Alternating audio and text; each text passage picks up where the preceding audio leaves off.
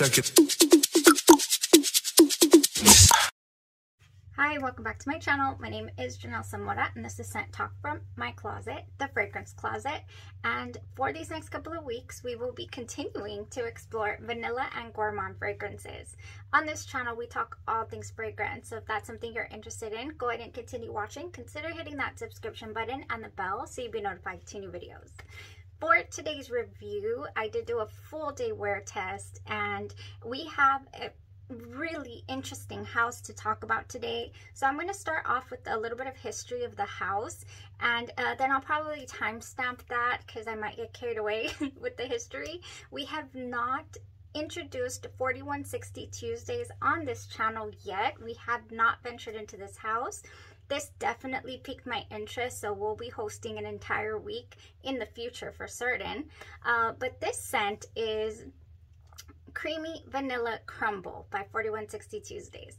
So let's go ahead and start off here with a brief history, how this house came to be, who the perfumer is, and all that. And then I'll go ahead and get into the wear, the notes, the actual fragrance.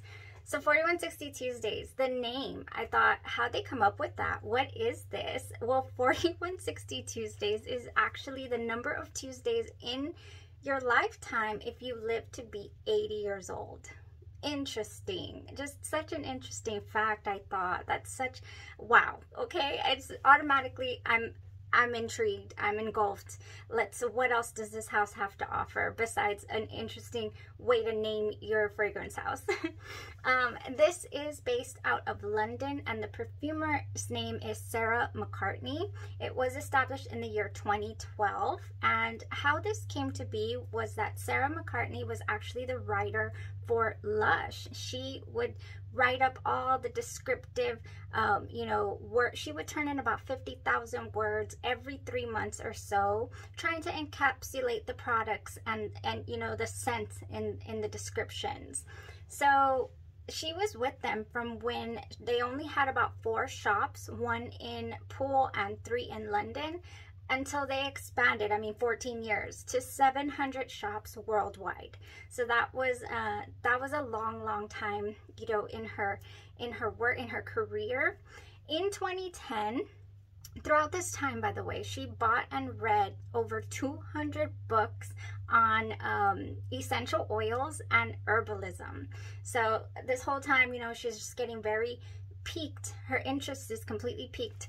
Interesting factoid of my own, I had not stepped into a Lush store until my daughter's birthday weekend when she wanted to go hand pick some bath bombs. We had seen them online, but she's like, do they have a store we can go into? And I said, baby, I've never been there. All I have is about 6 samples from a subscriber that we did an exchange, and I still haven't featured that week of Lush on the channel that I've been wanting to feature. So we head over to Lush, and the minute that you walk in that door, it just hits you. All of these scents just come at you at once. That was, wow, that was a lot. Even for me, I was just like, this store is extremely fragrant. So hard to pick out a scent in there because it was just whoa. So here our perfumer is Miss Sarah McCartney, is learning about all these essential oils, and her curiosity is getting extremely piqued. So in 2010, she took some time off to write a novel featuring a problem-solving perfumer that I'm going to have to read it. I'm a bookworm like that. This novel is called The Scent of Possibility, and if I find it, I haven't looked for it yet, I'll link it in the description for you guys who are interested in checking that out as well. In it, she describes the scents that she made, and then she goes out and she sets off on a quest to try and find them after she completed the book. Nobody was making these scents that she had dreamt of. Nobody. She could not find any scents to resemble the creations that she had come up with, so she set out to make them. And that's how 4160 Tuesdays, that was born. That was the perfume's fragrance house was born. So this is how it started. This is an artisan handmade fragrance house. The way that she constructs her fragrances or builds her perfumes is all, she uses different techniques that started in the year 1880. So from the 1880s all the way to the 1970s. So it's a very, you know, interesting niche that she's got going on. It's not just niche artisan perfumery. It's a very there's time periods attached to every single fragrance as well. There are about 80 fragrances in that I found available on Fragrantica. I didn't get to count the ones on the actual site. So since this is based in London, and if you're in the US, the shipping is quite steep. So for that reason, I highly suggest heading into Lucky Scent. They do have a few of the scents available on Lucky Scent, and you can make your purchases there if you're US based. And I'll go ahead and link it in the description as well. Yeah, so from 2012 to 2022, we have about 80 fragrances here in this repertoire, and I can't wait to explore, honestly. So that was a little history of how this fragrance house started. I really thought that that was extremely interesting. So now let's get into the fragrance. 6 minutes. It only took me 6 minutes. Let's get into this fragrance, you guys. I did have a couple of people suggest that we wear test this during Vanilla and Gourmands week. I did not know. I had seen this. Don't get me wrong. I had seen this, or don't get myself wrong. I'm talking to myself. I'd seen this all over the place. I love the little label of the symbol of the 4160 Tuesdays. I love the packaging. I think it's so interesting. You know, so old world almost. Just really nice. Very niche. And creamy vanilla crumble would keep popping up here and there. And then I had a couple of people's, one in particular on the channel one time requested several scents. Jay, hey, thank you so much for requesting. Here we finally are with creamy vanilla crumble. And then I saw some people really rave about this scent. So what were they getting from this scent? People were saying this is delicious, this is sugar cookies, this has remnants of some ice cream going on in here. We also have maybe the way that Tahita leans that cookie vanillic route. People were smelling all of that. So let me tell you exactly what I got from this fragrance. Oh my gosh, you guys. Okay, first, I did wear it today, and first of all, it is no longer on my skin. I would say the total skin wear for me, I did have to go light with it because I was going to be in an enclosed space. And I want to say that I got a good 6 hours on skin. However, it was on my person. It was in my atmosphere, my little scent bubble all day long. But on the site, you will see that the perfumer describes it as an intimate scent. It's not a big projector. It's not, you know, supposed to fill up a room. And it is still on my clothes. Oh yeah, I went light with it. Like I said, didn't want to have another Madeleine Prowse day where I fill up the office with coconuts. No. Speaking of coconuts, I got a slight, let's talk about the scent now. Let's talk about the scent. Okay, the opening. I'm going to spray her. This was so adventurous. I did a patch test last night. And I thought to myself, I cannot wear this on a Monday. I can't wear this, you know? I'm going to have to wait till Saturday when I'm not in an enclosed area with people. It's like I have to wear this by myself because let me tell you, the opening is very bam, pow, niche. I mean, this is niche. This is different. This is, you will not be picking this up on the side of the road anywhere. You know, you're not going to walk in Dillard's and find this, or Sephora. Oh, heck no. This is in its own lane. Very quirky. I perceive the opening. It's such an interesting opening. I do get like a toasted almond, toasted coconut, toasted something here in the beginning, but that is quickly overtaken by this background of almost, this is what I picture when I smell this. I picture a kerosene lamp. I'm walking through hay. I'm walking through hay with a kerosene lamp and the wick, you know, like I smell a little bit of wax in there as well, like the waxiness somewhere in there. I don't get candle. I never get a waxy candle per se. A lot of people talk about how they smell vanilla candle. The way that I smell vanilla candle in Billie Eilish's Eilish, I smell vanilla candle. It's in the dry down. I never get that here. I never do. I never do. So this takes, ooh, a good 20 minutes or so. You were walking through this, you know, barn holding this kerosene lamp for a while. And I think to myself, I can't wear this, you know, it's interesting, but I just cannot wear it. Then what happens next is it goes into the custard, you guys. I just went wham bam talking about what it was giving me. I didn't even tell you all the notes. In the top, we have custard. We do have custard. Oh, and cream. In the mid, vanilla and malt. And in the base, we have hay, tobacco, and musk. And let me tell you, the description says this is a gold bottle of creamy custardness with notes of crumble and hay and tobacco absolutes.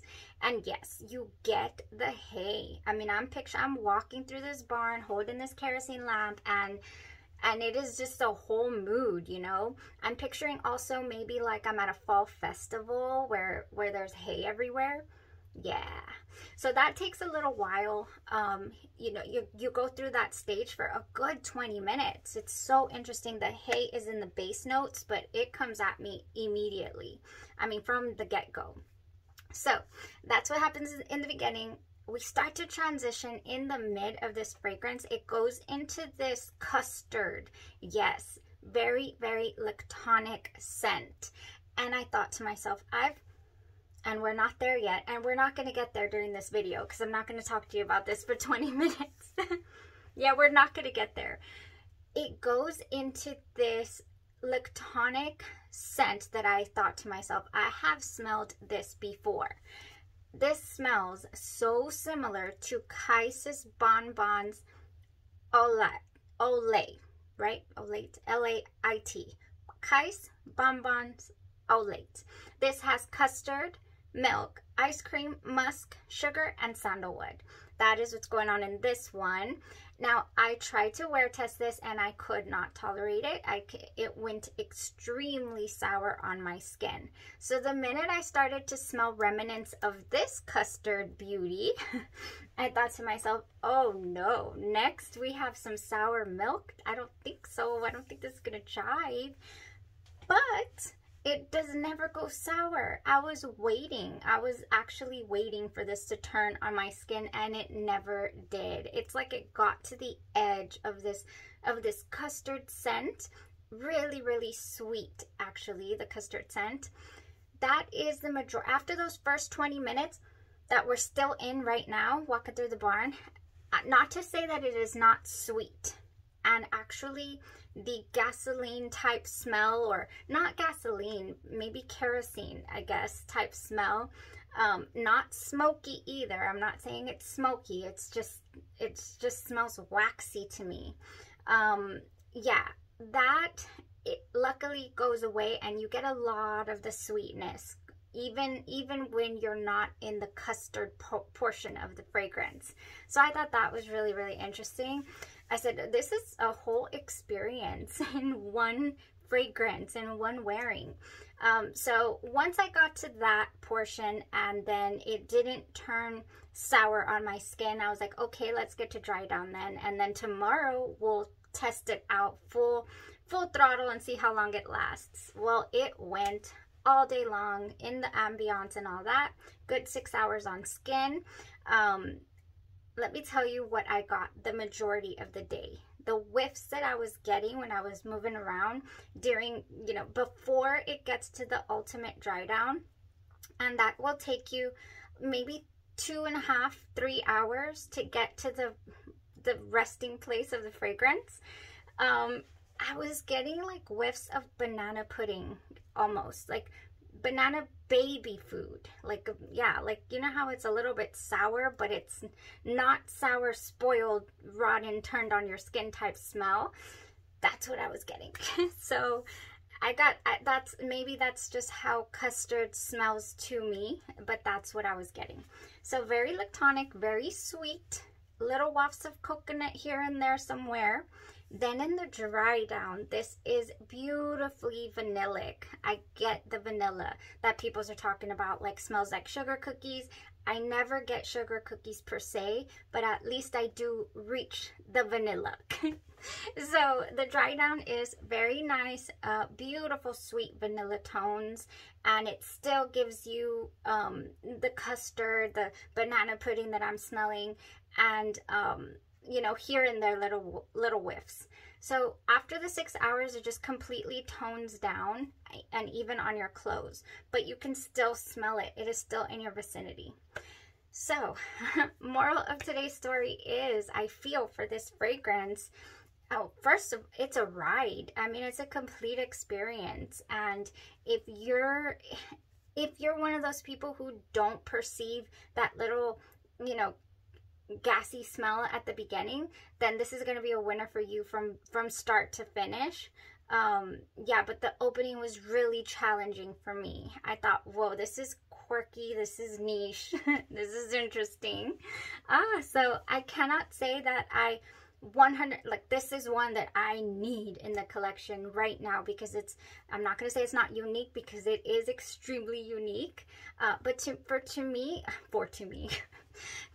it's really challenging to wear. It really, really is. So for that reason, yeah, same as with Bonbons Au Lait, Bonbons Au Lait, I think. I'm not going to go ahead and be reaching for a full bottle of this, but I definitely wanted to come on and give you guys the experience that I had with the fragrance. So, yeah, that was it. I guess if it had been a little different in the opening, and then maybe even it's not as heavy as a heavy, thick fragrance, but I mean, at the same time, the scent is, so it's just really interesting. The whole composition, it's like, is it not? It's wafting in and out. It's really, really interesting. It was an interesting wear. Yeah, so but like I said, yeah, it's not something that I'm going to pursue to bring into the collection, but my curiosity is piqued. I would love to see what else is going on in this collection. You know what this reminds me of as well is Imaginary Authors. Imaginary Authors has interesting backstories to all their fragrances. I have an entire week on the channel. Their fragrances are rides, experiences, similar to this fashion as well. So yeah, that was it, you guys, for today's review. I just wanted to talk to you guys about Creamy Vanilla Crumble, open it up with a little bit of history there on how this fragrance house came to be, and raise your hand if you would like to see an entire week of this artistry on the channel. Yes, and I will link that book if I can find it, and I'm interested in reading it, so that I can know what all the other scents are going to entail as well. Okay, well, my original plan was to wear Genre Perfumes Creme de la Creme, but that didn't happen today because I got excited about Vanilla Crumble, Creamy Vanilla Crumble. So we'll probably do Creme de la Creme tomorrow. If at any time you see something you're interested in, let me know and I will prioritize that wear test for you guys. We have plenty here to keep going with this Vanilla and Gourmands week on the channel. Thank you. Y'all have a blessed rest of your day, your night, or your evening, and you stay safe. Bye-bye.